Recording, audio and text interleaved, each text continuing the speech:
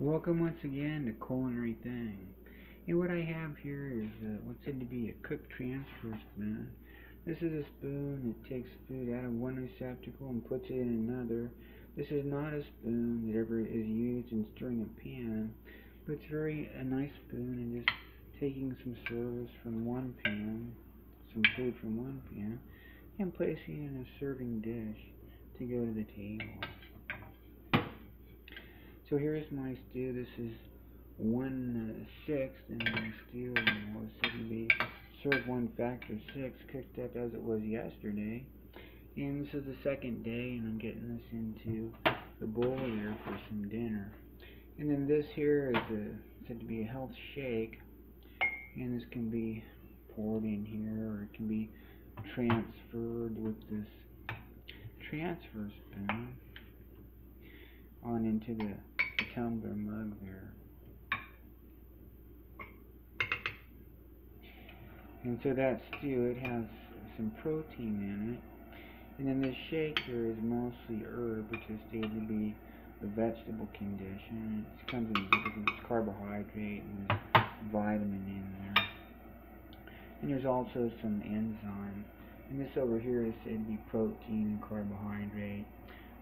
Some very small portion of vitamins, some would say to be amino acid, and those are the basic conditions in building muscle. Just in residence, in daily bodybuilding, designate 1 through 5 dumbbells that occur. At least that's the best that I know, being my condition this year and registered resident occupant. And so what we're going to do then is go over here then once again to this other receptacle. We'll get a napkin out, and over here we've got our table service spoon. That's different than the cook spoon. We'll go ahead and bring these over to the table here so we can have some dinner.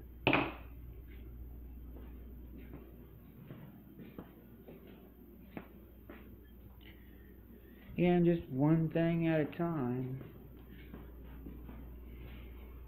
using one hand to have the condition and watching the thing that I'm doing. I can see where I'm stepping also here, and then also I can put this on the table, and there I go, that's ready for dinner. And then also I have the condition here in my other cook's condition. One other thing here, this is also cook's service spoon, and this also can be used to get things out of one thing and another that perhaps the other larger cook service spoon doesn't quite get. And this here is also some more spoon. This is a tablespoon measure, and I use this on a daily basis in measuring out kidney beans to be hydrated and things like that.